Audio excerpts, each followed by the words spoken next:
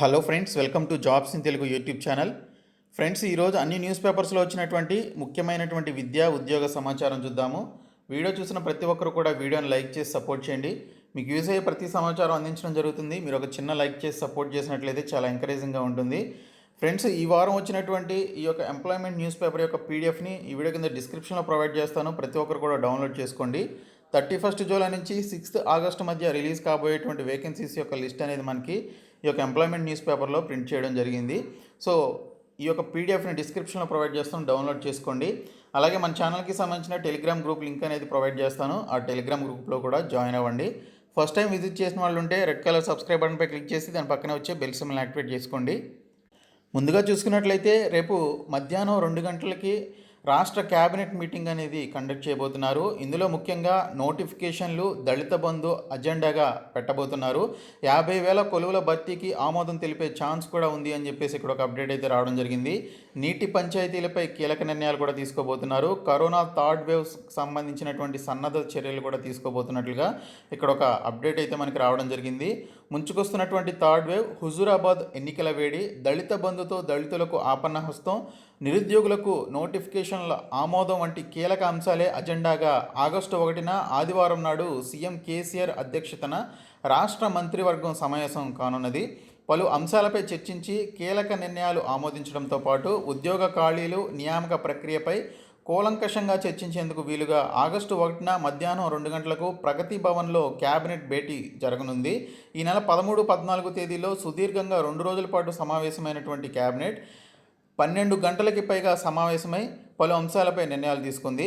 రాష్ట్ర food processing పాలసీతో పాటు తెలంగాణ లాజిస్టిక్ పాలసీలను ఆమోదించడం జరిగింది. ఇంకా ఇక్కడ చూసుకున్నట్లయితే మనకి ఇక్కడ ఈ 2 రోజుల క్యాబినెట్ సమావేశాల్లో ఉద్యోగ ఖాళీలపై స్పష్టత రాలేదు. శాఖల వారీగా ఉన్నటువంటి ఖాళీల వివరాలు సమగ్రంగా లేవని చెప్పి గుర్తించినటువంటి ప్రభుత్వం ఉద్యోగుల వాస్తవ ఖాళీల వివరాలను సమగ్రంగా సేకరించి అందించాలని చెప్పేసి ఇందుకోసం మరోసారి సమావేశం కావాలని చెప్పేసి నిర్ణయించడం జరిగింది. ఈ నేపథ్యంలోనే ఆగస్టు 1న రాజకీయ అంశాలతో పాటు పలు విధానపరమైనటువంటి నిర్ణయాలను ఆమోదించే దిశలో సుదీర్ఘంగా సమావేశం కానున్నది. గత 2 రోజుల సమావేశాలు 12 గంటలకు పైగా కొనసాగా తొలి రోజున కొత్త జోనల్ విధానానికి ఆమోదం తెలిపారు. ఎప్పటి ఉద్యోగ ఖాళీలను అప్పుడే భర్తీ చేసేందుకు వీలుగా వార్షిక నియామక క్యాలెండర్, గురుకుల పాఠశాలల్లో అలాగే స్థానిక విద్యార్థులకు 50% రిజర్వేషన్లపై ఆమోదం తెలిపింది. కానీ ఉద్యోగ ఖాళీల గుర్తింపు అంశంపై మాత్రం స్పష్టత రాలేదు. ఈ సమావేశంలో అధికారులు రాష్ట్ర వ్యాప్తంగా 56,979 ఖాళీలు ఉన్నాయని చెప్పేసి కేబినెట్కి ఇచ్చినటువంటి నివేదికపై అసంతృప్తి వ్యక్తమైంది. పూర్తి వివరాలు లేకపోవడంతో వాటిని ఆమోదించకుండా సమగ్ర నివేదికతో రావాలని చెప్పేసి ఆదేశించింది. పూర్తి నివేదిక వచ్చాక పరిశీలించి ఖాళీల జాబితాకు ఆమోదం తెలపాలని ప్రభుత్వం భావించింది. ఆ తర్వాతే నోటిఫికేషన్లపై కీలక నిర్ణయం తీసుకోనున్నట్లు ప్రకటించిందని మెన్షన్ చేశారు. ఆదివారం జరగనున్నటువంటి సమావేశానికి సిఎస్ సోమేష్ కుమార్ 60,000కి పైగా ఖాళీల వివరాలను సమగ్ర నివేదిక రూపంలో అందజేయనున్నారు. అదేవిధంగా 50,000 ఉద్యోగాల భర్తీకి కేబినెట్ కీలక నిర్ణయం తీసుకోనుంది. నోటిఫికేషన్ల జారీకి చర్చించి ఆమోదం తెలపనుంది. కృష్ణా నీటి వివాదాలు, ట్రిబ్యునల్స్ అంశాలతో పాటు తాజా నీటి వివాదాలను కూడా కేబినెట్ సమావేశంలో చర్చించి తదుపరి కార్యాచరణను ఆమోదించనున్నారని చెప్పేసి ఇక్కడ ఒక అప్డేట్ అయితే మనకి రావడం జరిగింది. సో చూద్దాం, రేపు మధ్యాహ్నం 2 గంటల తర్వాత జరిగేటువంటి ఈ యొక్క క్యాబినెట్ సమావేశంలో ఈ యొక్క నిర్ణయం తీసుకుంటారా లేదా అనేది తెలుస్తుంది. సో మరొక న్యూస్ పేపర్లో కూడా మనకి రేపు క్యాబినెట్ భేటీ, దళిత బంధు మార్గదర్శకాలపై చర్చ, ఉద్యోగ ఖాళీల భర్తీకి గ్రీన్ సిగ్నల్ అని చెప్పేసి ఒక క్వశ్చన్ మార్క్ అయితే వేశారు. సో 56,979 పోస్టులకి సంబంధించి ఖాళీలు ఉన్నాయని చెప్పేసి ఇక్కడైతే మనకి అధికారులు అయితే తేల్చారు. కానీ జిల్లాల వారీగా, జోన్ల వారీగా ఖాళీలను మరోసారి సమీక్షించి 5 రోజుల్లో సమగ్ర నివేదిక ఇవ్వాలని చెప్పేసి ఇంతకుముందే కేబినెట్ సమావేశం ఆదేశించడం జరిగింది. ఈ గడువు ఈ నెల 19తో పూర్తయిందని చెప్పేసి కూడా మెన్షన్ చేశారు. సో దానికి సంబంధించి హరీష్ రావు కూడా సమావేశం నిర్వహించారు. ఇంకా వీటికి సంబంధించి ఆమోదం రేపు వచ్చే అవకాశం ఉన్నట్లుగా మనకి అప్డేట్ అయితే రావడం జరిగింది.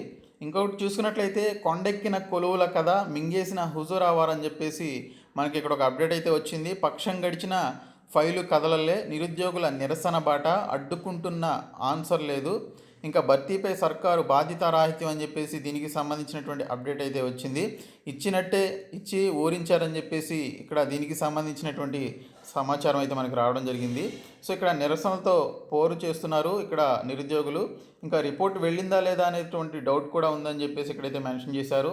సీఎంకు ఫైల్ చేరిందని, గతంలో పీఆర్సీ ఫైల్ తరహాలోనే ఉద్యోగాల ఖాళీల నివేదికను ఆయన పక్కన పెట్టారంటూ ఉద్యోగ వర్గాలు అంటుంటే అసలు అధికారులు నివేదిక ఇవ్వలేదని చెప్పేసి నిరుద్యోగులు చెబుతున్నారు. ఇక సీఎం కేసీఆర్ త్వరలో ఉద్యోగాల భర్తీ అంటే 6 ఏండ్లు దాటింది, ఇక 5 రోజుల్లో నివేదిక అంటే 5 ఏండ్లు ఆగాల్సిందే అంటూ సెటైర్లు కూడా వైరల్ అవుతున్నాయని చెప్పేసి దీనికి సంబంధించినటువంటి ఈ యొక్క ఇన్ఫర్మేషన్ ఇది.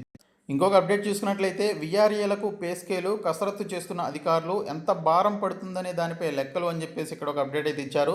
గ్రామ రెవెన్యూ సహాయకులు విఆర్ఏకు పే స్కేల్ ఇవ్వడానికి ప్రభుత్వం కసరత్తు ప్రారంభించిందా అంటే అవుననే సమాధానం వస్తోంది. రాష్ట్రంలోని విఆర్ఏలందరికీ పే స్కేలు ఇస్తామని గతేడాది సెప్టెంబర్లో సీఎం కేసీఆర్ ప్రకటించిన విషయం తెలిసిందే. దీనికి కొనసాగింపుగా ఆర్థిక శాఖ అధికారులు పే స్కేల్ మార్గదర్శకాలపై కసరత్తు చేస్తున్నారు. రాష్ట్ర వ్యాప్తంగా 22,000 మంది దాకా విఆర్ఏలు ఉన్నారని చెప్పేసి ఇక్కడ దీనికి సంబంధించినటువంటి అప్డేట్ అయితే ఇచ్చారు. వీరిలో వారసత్వంగా నియమితులైనటువంటి వారు 80% కాగా మిగిలినటువంటి వారు 20% ఉమ్మడి రాష్ట్రంలో ఏపీపీఎస్సీ ద్వారా నియమితులయ్యారని చెప్పేసి ఇక్కడ ఒక అప్డేట్ అయితే వచ్చింది. సో వారికి సంబంధించి ఈ యొక్క పే స్కేల్ అనేది పెట్టే అవకాశంలో ఉన్నట్లు ఇక్కడ అధికారులు అయితే సమాచారం ఇవ్వడం జరిగింది.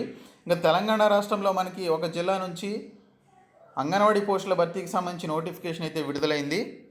నల్గొండ జిల్లాలో ఉన్నటువంటి అంగన్వాడీ పోస్టుల భర్తీకి సంబంధించి నోటిఫికేషన్ విడుదల చేశారు. మొత్తం 9 ఐసీడీఎస్ ప్రాజెక్టుల కార్యాలయాల్లో ఉన్నటువంటి 23 అంగన్వాడీ టీచర్లు, 7 మినీ అంగన్వాడీ టీచర్లు, 79 సహాయకుల పోస్టులకి సంబంధించి ఈ నోటిఫికేషన్ అయితే విడుదల చేయడం జరిగింది. మీరు అఫీషియల్ వెబ్సైట్లో దీనికి సంబంధించి ఆగస్టు 1వ తేదీ నుంచి 16వ తేదీ మధ్యన మీరు అప్లికేషన్స్ అయితే పెట్టుకోవాల్సి ఉంటుందని చెప్పేసి ఇక్కడైతే మెన్షన్ చేయడం జరిగింది.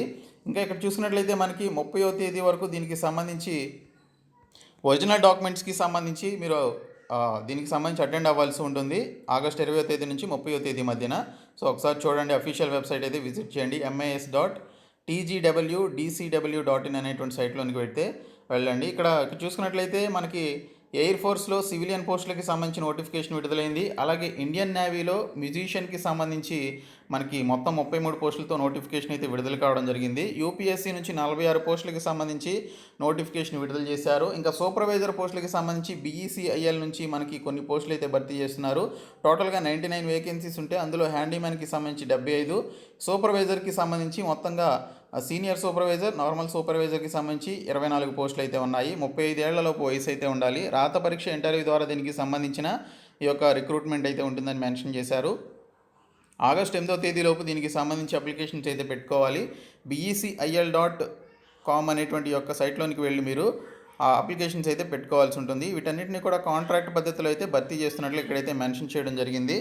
సో ఈ సూపర్వైజర్ పోస్టులకి మీకు ఇంట్రెస్ట్ ఉంటే అప్లికేషన్స్ అయితే పెట్టుకోండి. ఇంకోటి చూసుకున్నట్లయితే మనకి Mazagon dock ship builders limited నుంచి 425 అప్రెంటిస్లకి సంబంధించినటువంటి నోటిఫికేషన్ అయితే విడుదలైంది. దీనికి సంబంధించి 10th పాటు ITI చేసినటువంటి వారు అప్లికేషన్స్ అయితే పెట్టుకోవచ్చు.